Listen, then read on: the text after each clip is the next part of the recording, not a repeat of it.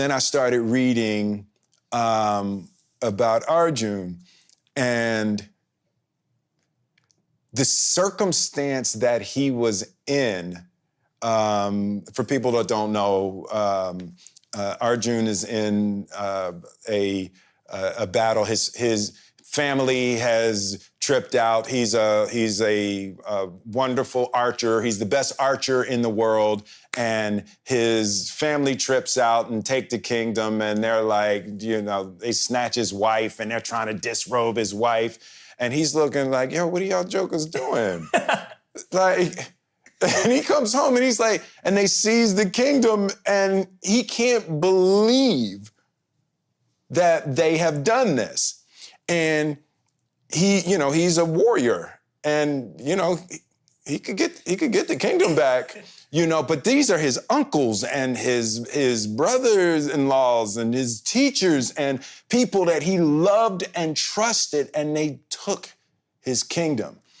And they prepared an army and they're going to fight Arjuna, and he's devastated that his family and his friends and all of that for material gain would do this to him, and he's deeply pious.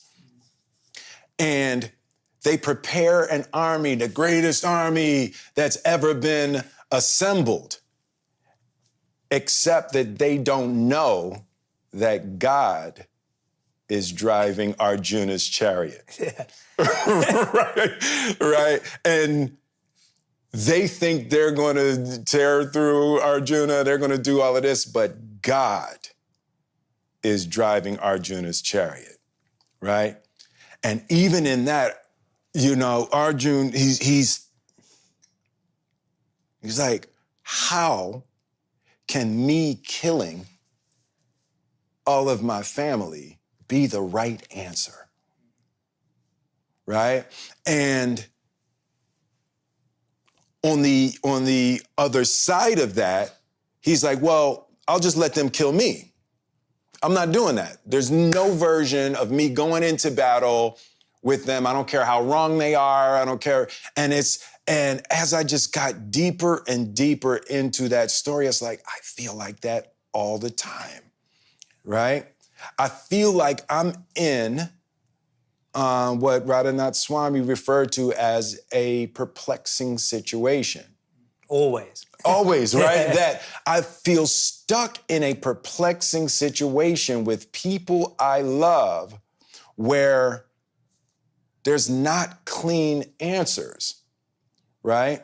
And I always feel strong enough, like if you want to fight, we can fight. I know how to fight, but how can that be the right thing, you know? And I just really related to how the Gita handles those kinds of perplexing situations and recognizing that's what life is. You are born into a perpetual perplexing situation. And that it was the first time that I'd ever heard the spiritual idea like that life is a perplexing situation and you're never gonna get around being stuck in the duality.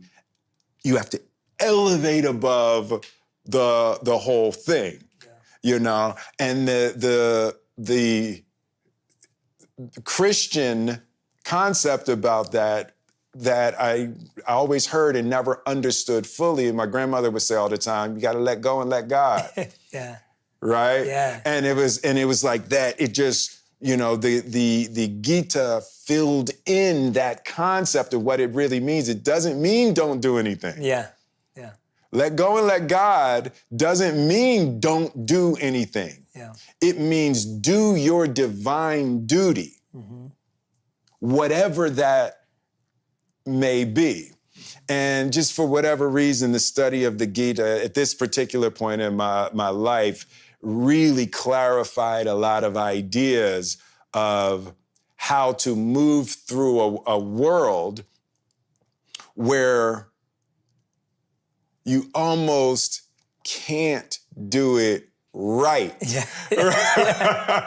Right? And it's like there's God's playing a practical joke, right? And when you start seeing, that there's a trick in there, and the Gita illuminated that trick for me in a way. I was like, how could I be the biggest movie star in the world, be the best at all of this, and how you not love me? Right? And, how was my family miserable? And it's like, that's the trick. Yeah. That's the practical joke. That's beautifully explained. Because it's the perception of the right reaction. Yes. That's where we get lost, is that for us, going back to what you said at the beginning, you were like, there's no such thing as a bad experience. Right. We're looking at the result Yes. of our activities Absolutely. as a signal of how well we're living. Yes, absolutely. And that messes us up because the result of your activities is not under your control. Yes, absolutely. And so if you're living your life based on the result of your activities being a signal that you're successful, Right. you're setting yourself up to, Absolutely. and all of us do it all the time. I was using Jada's reaction to my actions as a measure of the quality of my actions. Yeah.